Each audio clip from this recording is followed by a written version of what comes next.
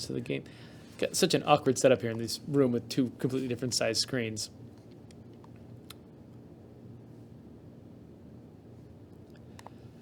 All right, this is Tokyo 42. It just came out yesterday.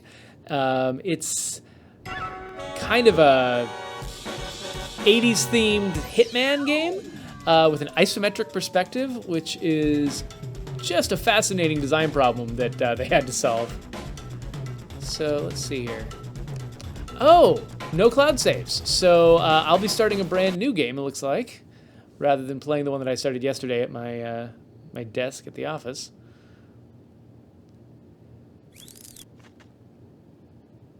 I'm going to have limited access to this room for a little while because we're doing a lot of testing of State of Decay 2 in this room, and I often don't have...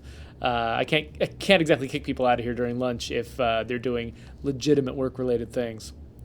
So the way this game starts, I am in my apartment in Tokyo, and I'm hearing on the TV that somebody has been accused of murder, and it turns out that person is me. So we're gonna get out of here by using our door. Oh no! It's the cops! Alright, so we definitely want to start running and dodging bullets. Definitely dodging the bullets. Ah! And jump! You can already see some of the problems that they're trying to solve here, right? Like, trying to tell where these bullets are in, well, what the crap? Come on. Oh, I had to jump into the car. Gotcha. Trying to tell where these bullets are in 3D space is a serious challenge. So I'm vomiting out the side of the car. Now the game is getting started properly. So the entire game is played from this perspective. I can rotate it around. So it is a true 3D game. It's not like, it's not sort of that simulated, 3D isometric perspective that you get from like true 80s games. But it's definitely got, I mean, you can tell from the colors, from the style of the music and everything, it's trying to evoke that kind of nostalgic deal. Okay, so my buddy Tycho, who kind of reminds me a little bit of the comic character Tycho Brahe. At least he's got the hair. Unfortunately, I'm having a lot of trouble reading this text from where I'm sitting, so I'd be doing my normal dramatic readings of it, but instead I think I'm going to have to just go on my memory of how this tutorial sequence played out. So what he's telling us right here is that in this world, people don't die anymore. Of actually permanently killing someone is very difficult. It actually kind of reminds me of Stephen Brust's Vlad Tolstoy novels, which are about an assassin who lives in a world where resurrection magic is easy. And so killing people is not really killing them, it's sending a message. And you're doing something very similar here. But what that does is it means that you can just sort of mow down civilians like crazy and not care, because they're all going to come back to life anyway, and you're not really doing that much to them. Okay, I need to get up there. It's a nice way to sort of avoid to basically let you play a Syndicate style game, which is, that's actually probably the game that this reminds me the most of, Syndicate, because that was also an isometric game that was all about mowing down civilians in a cyberpunk future. Whereas that one was all dystopian. It's like, yeah, I know you're the agents of the government and you really just don't care about murdering civilians. Looks like, oh, this is not where I was trying to go. I got distracted by talking. In this game, they're like, no, this is a carefree, happy, funny game. That means that all of these deaths are just, we need to find a way to make them meaningless. So I've been assigned to kill this dude. I can use, okay, so right now the weapon that I've got is my binoculars. So it's interesting because when they teach you to use the binoculars, the way they work is you click the right stick, and that gives you this free cursor that you can move around with the right stick and sort of see far away. You can tell, oh, there's the guy I'm supposed to kill. He's way down there. So I can sort of plan my moves in advance. And then I click again, get control back. And that's also a tool I can use with like other ranged weapons. So let's see, so I've got a pistol. So I'm going to head down this way. Doesn't know I'm coming. And I'm just going to aim my right stick in the direction and bang, bang, bang, bang, bang. Oh, you are so dead. One-shot kills is how this works. Great. Everything's wonderful. Just going to go collect my money now.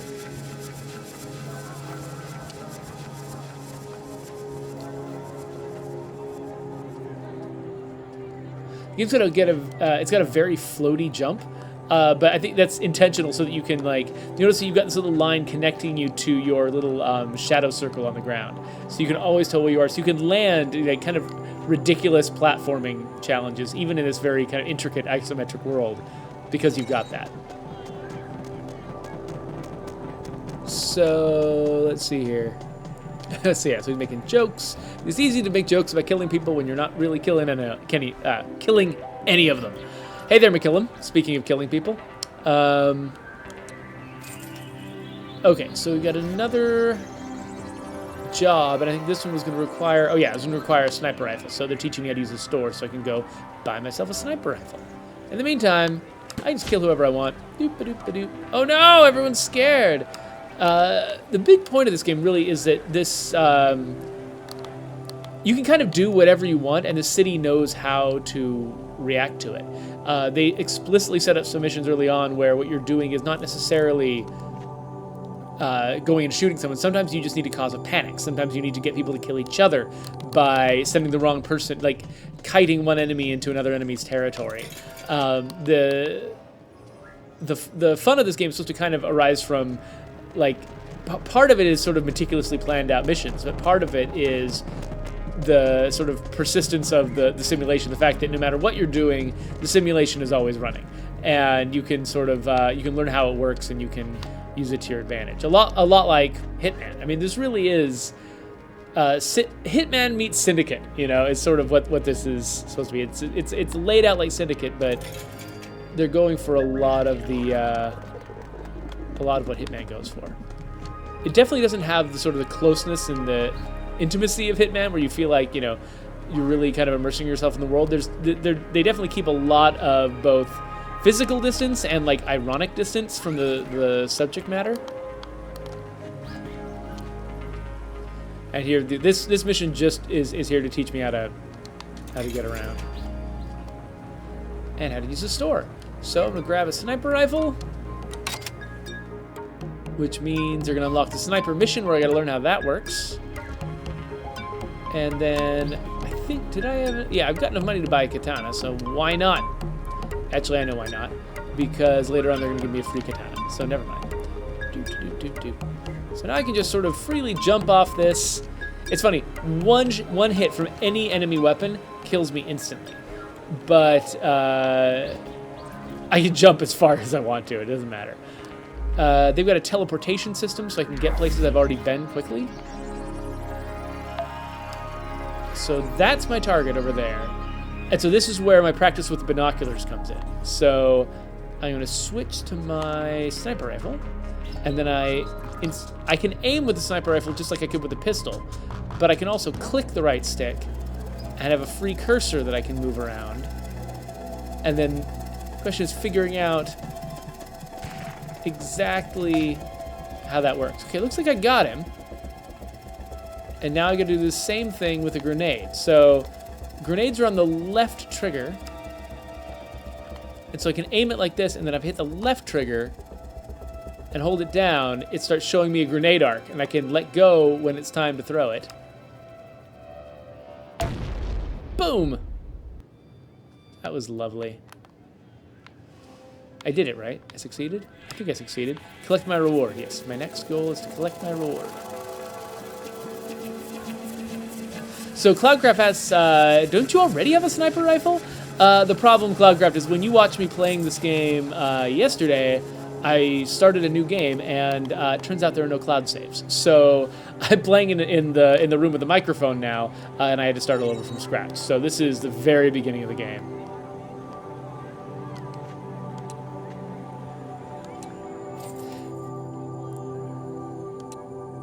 And Cloudcraft points out that that they basically, even when they're scripting a mission, they still try to rely on the simulation as much as possible to create the experience. They'll say, here's some of this, here's some of that. You interact with them and see what happens. And the goal is they usually set fairly simple goals so that it's pretty straightforward for you to use the simulation to accomplish them. All right, so some guys coming after me. One hit from any of their bullets is going to take me out.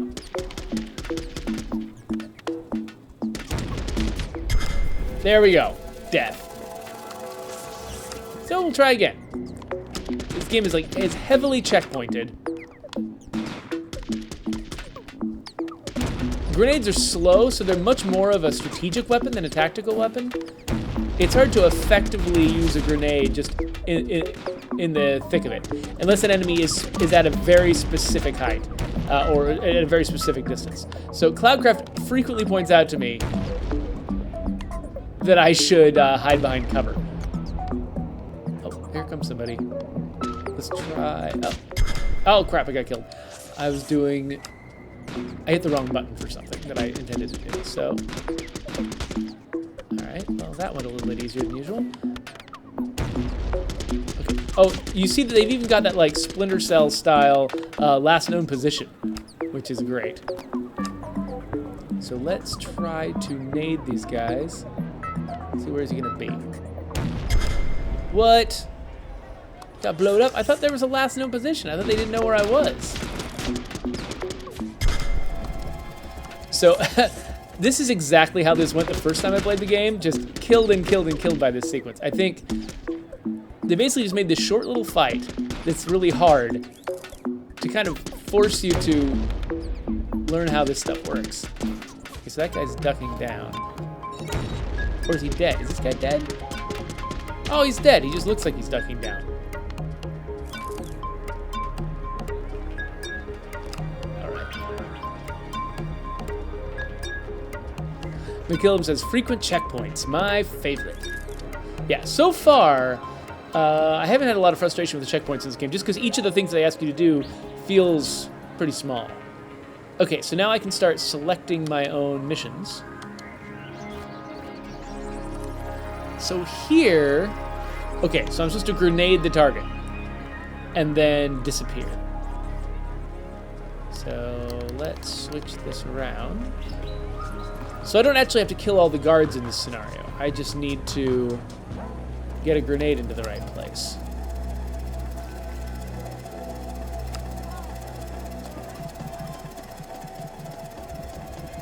So there's guards everywhere, but they've got no reason to be hunting for me. So I'll aim at this guy, and then I'll use my grenade, and I'll start running. Boom. So you can disguise yourself kind of at will, and then they don't recognize you anymore, I think is how it works. Right, I'm standing on an energy pad right now that recharges my disguising ability. So I think because I got out of their view range and I changed my appearance, I think I'm basically in the clear. So I come over here, get my money. There we go. Mission success. So actually, McKillum, so I think I might have been able to escape the fight. I'm not actually sure. I never tried to escape that first fight that I had to keep replaying again and again, because they hadn't taught me about escape at the time, and so I just kind of got used to the idea that the plan was to kill those guys. I don't know if they set it up sometimes in a mission where the guards will never lose sight of you, and you just have to complete, by killing them. Okay, so the plan right now is, you see these little floating things. These mark out a group's territory, and if I get in there, they're going to start looking at me weird. Oh no, oh no, oh no. Ah! So now, these guys all have katanas. So they can't shoot me. So running away is an effective strategy. And so what this mission is here to show me is how I can use factions to my advantage. So these guys come down to the nudist colony, and the nudists all just whoop guns out of wherever they were keeping their guns and annihilate the punks. So apparently there are factions, and if I can get a member of one faction in range of another faction, they'll all shoot each other. I do love that one of the factions is the nudists, and they just live in a park down here, and they're just all naked. And you know that, nudists and punks are natural enemies, so it makes perfect sense.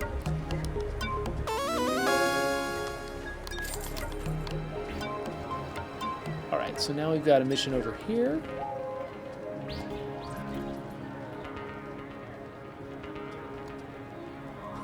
It is hard for me to play this game far away from a screen because I can't read the text. But I've got a gift, I think, is what that says. So... Oh, I already had those. Well, whatever. I'll get them again.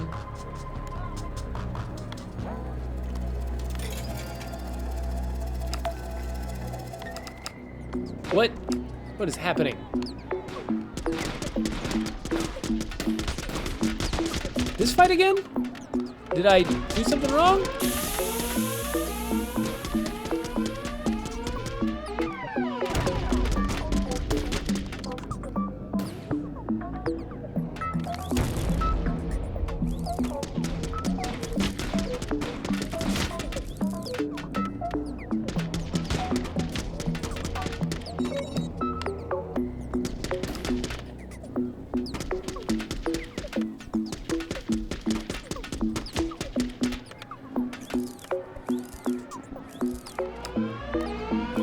Crap.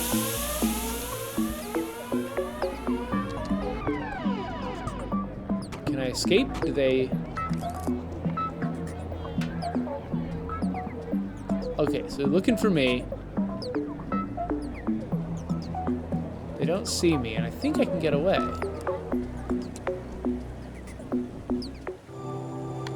Cop drop clear. Alright, so I've been contacted by some shady information broker. I've earned her attention. Alright, so now my goal is to assassinate somebody for this information broker. McKillum says, the text does seem awkwardly small, but then so is everything in the game, so maybe that just sort of matches the overall aesthetic. Okay, so if I go in here, these guys are going to have a problem with me. One thing I can do is I can switch to my sniper rifle, maybe take some guys out before I even get in there.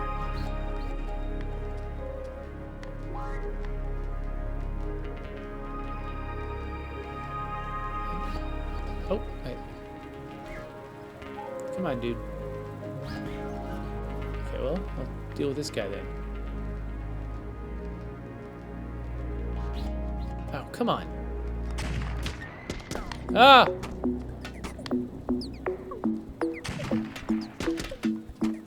let's grab a more useful gun.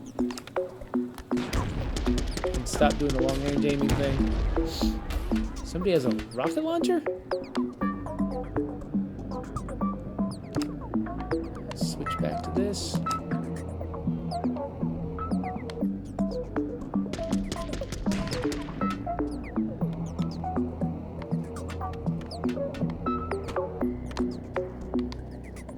He's like, he's got a sniper rifle, stay away!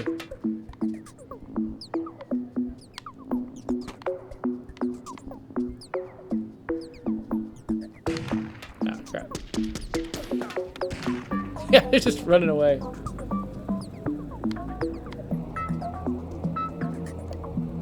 Alright.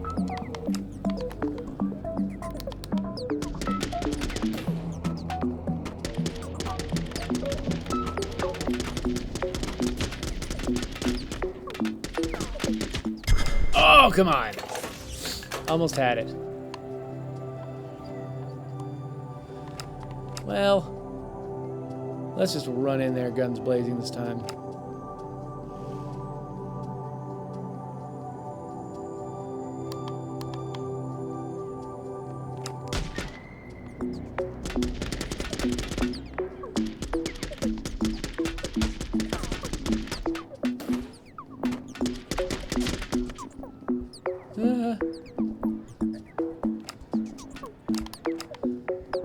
Okay, so let's grab my sniper rifle.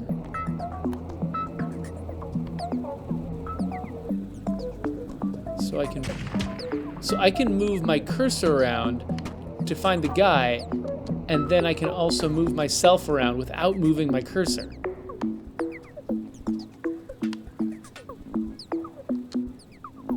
Okay, let's switch guns here. 11? Okay, well, let's go with this guy then.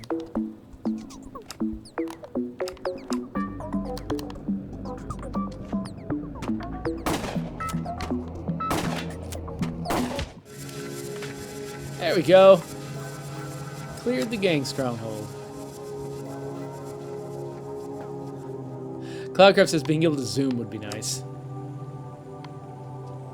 So yeah, I could stealth kill some guys, except that I decided not to get a katana. And that's what you use to stealth kill people. So this is the level, this is the area where they actually teach you about that. So, got a katana. And now it's time to stealth kill people.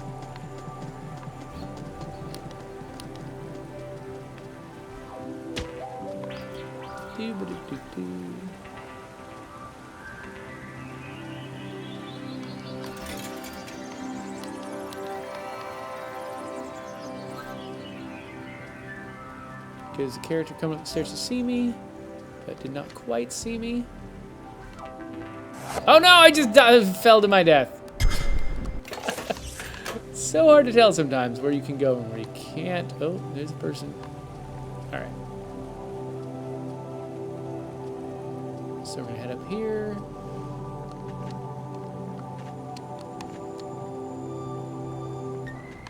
Uh-oh. All right, we're gonna try this again.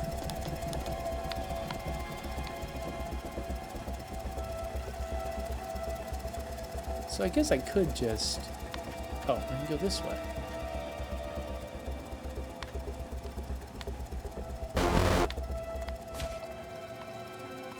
So I took that guy out, and that guy's going back up those stairs.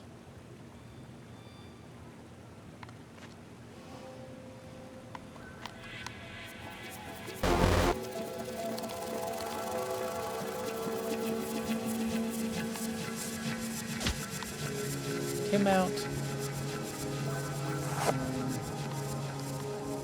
Sneak up these stairs. Like, there's me crouching and me not. I'm so tiny on the screen, it's just hard to tell.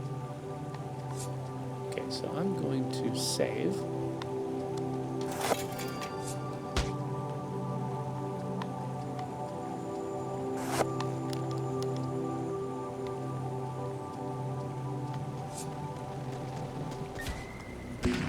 Ah, crap. That's why you save. Oh, what the? Okay, come on. There we go. It is, yeah, it's just so tiny sometimes. You can't really tell what you're doing a lot of the time. So he saw me. Is there a way to sneak? What? Oh, whoops. I don't even know what I'm doing now. All right. Is there a way? Okay, so I can. Okay, got him. Now I could murder everyone else here. That's actually what I did the first time, but I think maybe it's better to just show that it's unnecessary. That I only killed the person I needed to. That's it. So let's. Oh crap! That guy can see me jumping, but he doesn't care that much. And here we go.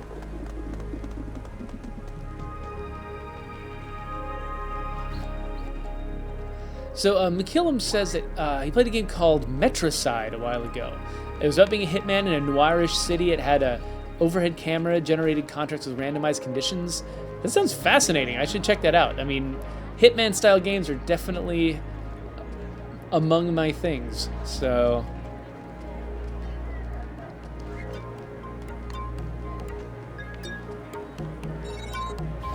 incoming message. So now, I've basically completed the tutorial area, so now it's time to get into her car. This is the most that I've done. I haven't gotten any further than this, so we'll see we'll see what happens next. I actually don't have a ton of time left anyway, so... Oh, I gotta get up there. Wait, is that a teleportation pad? I think it is. Boom. Here we go. X-Rogan asks, what is this game? He just came in. He's like, are you running around heavily armed in a marketplace? Basically. This is a world where everybody's got like high-tech medical stuff that prevents them from being murdered. And so you can just shoot whoever you want. They fall down and there's a presumption that they'll get up just fine later on. So yeah, I can basically just run around mowing people down. And it's kind of like, it's interesting because on one level, you know, the way that they script the missions out, it's like Hitman. But on another, it is very much like, say, a Grand Theft Auto style game where it's like, yeah, why don't you just go nuts and kill everyone and the cops come and you just see what you do. So I can get rifle ammo. I can also get this gigantic shotgun-y thing. I think we're going to do that. So, get that sucker. Yeah, let's just go nuts. Hey, everybody. Oh no, the cops! It's the cops! Oh no! Oh, I got killed. But now everything's back to normal. All the people that I killed have recovered. You see the little, they get a little electrical whatever around them, and then they come back to life. So this game is just, it's a beautifully sanitized murder simulator. It's great. Everybody runs these little doors to like clear the streets. Because, you know, I mean, yeah, I'm not killing them permanently, but I'm probably not causing them, you know, I mean, they're probably not having fun getting shot.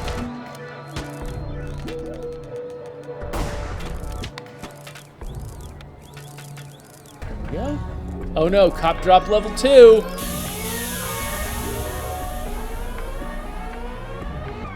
I think the cop that I murdered turned into a civilian when he woke back up. That's interesting.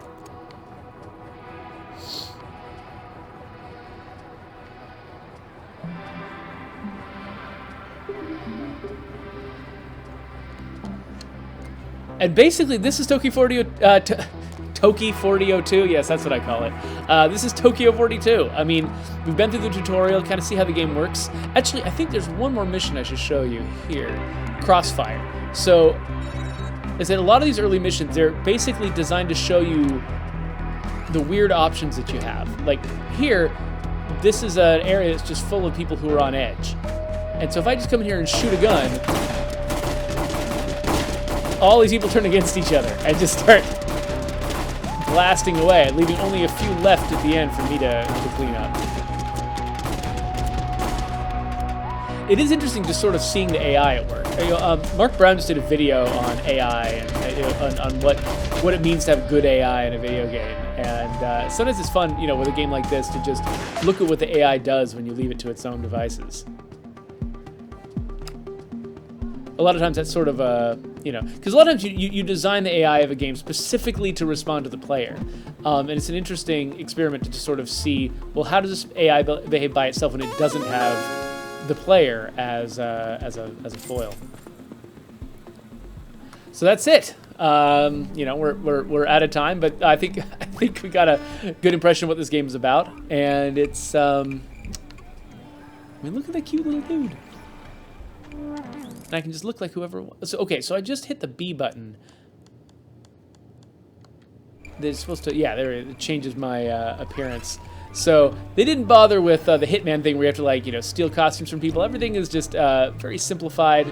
I can just change costumes whenever I want by hitting the B button. Anyway, I'm just... Oh, no. The only problem with an isometric perspective is you don't have perspective to help you out. I mean, so what I mean is, you know, an isometric perspective, the definition of it is that there's no vanishing point. There's no, you know, things that are closer to you don't look any larger than things that are further from you. And so it means it's just, you see, you know, this building in the foreground, this dark building down at the bottom of the screen, it could be really close to the camera, or it could be really low down to the ground, and I have no way to tell which of those it is until I can see more of it, which isn't the case if the game weren't isometric. So yeah, so now I've got a better sense-ish of where it is, but I mean, we've seen enough sort of like MC Escher optical illusions that we know that building could still be playing tricks on us. It's hard to really be sure where it is. And now I'm pretty sure I'm in a place I can't get out of. But that's fine. We're quitting anyway.